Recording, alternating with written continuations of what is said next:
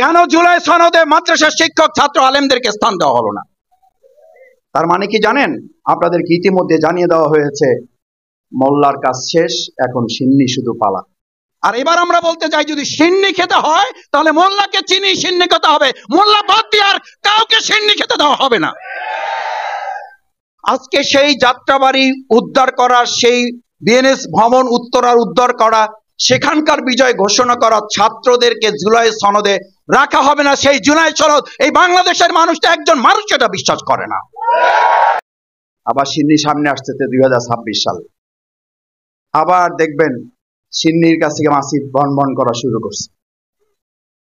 আমার অনেক ওস্তাদ তুল্য সম্মানিত আলেমগণ এখানে উপস্থিত আছেন, আমার সামনে উপস্থিত আছেন। আমরা সকলকে আন্তরিকভাবে ধন্যবাদ জানাই, কৃতজ্ঞতা জানাই যে আপনারা সেই শুরু থেকে এখন পর্যন্ত আজকের এই প্রোগ্রাম সফল করার জন্য এখানে উপস্থিত আছেন। আমাদের সম্মানিত অতিথিবৃন্দ ওলামায়ে কেরামগণ মূল বক্তব্য রাখবেন। প্রধান আমাদের সম্মানিত মাননীয় ধর্ম উপদেষ্টা সহ অন্যান্য আলেমগণ কথা বলবেন। আমি 2-3টা বিষয়ে কথা বলে আমার বক্তব্য শেষ করতে চাই।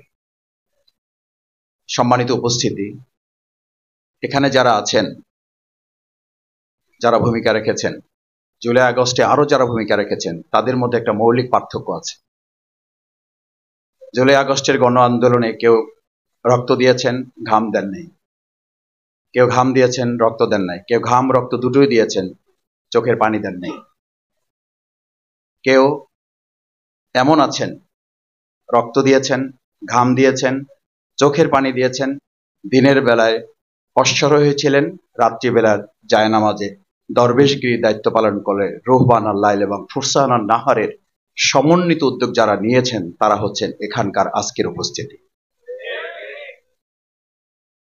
সুতরাং এই দৃষ্টিভঙ্গিটি কিন্তু আমাদের খুব স্বাভাবিক ভেবে নিলে হবে না। আমাদের চরম প্রতিপক্ষ, এমনকি শেখ হাসিনা নিজেও 4 তারিখে যাদের নিয়ে বসেছিল তাদের কাছে শেষ কথা বলেছিল, অবস্থা ভালো না, আপনারাও একটু আল্লাহর কাছে দোয়া করেন। মনে আছে আপনাদের? সেদিন তিনিও কিন্তু আপনাদের রাস্তা ধরেছিলেন, শেষ পর্যন্ত তিনিও আপনাদের পথে হেঁটেছেন, কিন্তু যতক্ষণে হেঁটেছেন ততক্ষণে আল্লাহ তাআলা তার জন্য রাস্তা বন্ধ করে দিয়েছেন। সেজন্য আমি প্রায়ই বলি, মানুষ আল্লাহর পথে আসে, আল্লাহর কথা স্মরণ করে, যতক্ষণে আসে ততক্ষণে হয়তো তার কপাল থেকে হেদায়েতের শেষ নিশানাটুকু আল্লাহ তাআলা তুলে নেন। আসতে তো হয়, ওই যে আমরা বলি না, সোজা তো হন, মরার পরে হন। তো মরার পরেই যদি হবেন তাহলে মরার আগে হন না কেন? দ্বিতীয় কথা হচ্ছে, সম্মানিত ওলামায়ে কেরাম, মাদ্রাসার শিক্ষক, আমার প্রিয় ছাত্রবৃন্দ, আমাদের ভূমিকা যদি আলোচনা করি তাহলে আমাদেরকে এবার সিদ্ধান্ত নিতে হবে। সেদিন আমরা যাত্রাবাড়ি থেকে কি সিদ্ধান্ত নিয়ে বলেছিলাম এবার আমরা বাইতুল মোকাররমে যাব না গণভবনে যাব? এটা আপনাদের বুঝতে অসুবিধা হচ্ছে। সেদিন কোথায় সিদ্ধান্ত নিয়েছিলাম যে আমরা জাতীয় মসজিদ বাইতুল মোকাররমে যাব না গণভবন দখলে যাব? আমি খুব কেন বুঝতে পারি না আমি যে আলেমগণ আমরা এখনো কেন এটা বুঝতে পারছি না। সেদিন যদি গণভবন টার্গেট করি তাহলে আজকে সেদিনকার খেলোয়াড় হিসাবে আমরা এখনো কেন গণভবন টার্গেট করব না? এখনো কেন জাতীয় সংসদ ভবন টার্গেট করব না? এখনো কেন বঙ্গভবন আমরা টার্গেট করব না? কেন আমাদের শুধু মসজিদ, মাদ্রাসা, জাতীয় বাইতুল মোকাররম এইটুকু হইলেই যেন, আমি আমাদের শ্রদ্ধেয় একজন প্রিন্সিপাল ছিলেন, আমি সস্তিনা মাদ্রাসার ওখানকার ছাত্র, তো আমার শিক্ষক বলতেন যে আমাদের একটা অসুবিধা কি মাসুদ জানো, আমরা দুনিয়ার দৃষ্টিতে কোনো কিছু একটু পেলে মোটামুটি আত্মতৃপ্তিতে ভরপুর, অথচ আল্লাহ গোটা রাজ্যটা আমাদেরকে দিতে চান, সেখানে আমরা কোনো একটা টুকরো মাটি নিয়ে আমরা আনন্দে আত্মজালিত হয়েছি। আজকে আমাদেরকে এটা মাথায় নিতে হবে যে এই আলেম ওলামা ছাত্র শিক্ষক সেদিন যাত্রাবাড়ি দখল করে নাই, সেদিন আমরা ডিক্লেয়ার করেছিলাম গণভবন।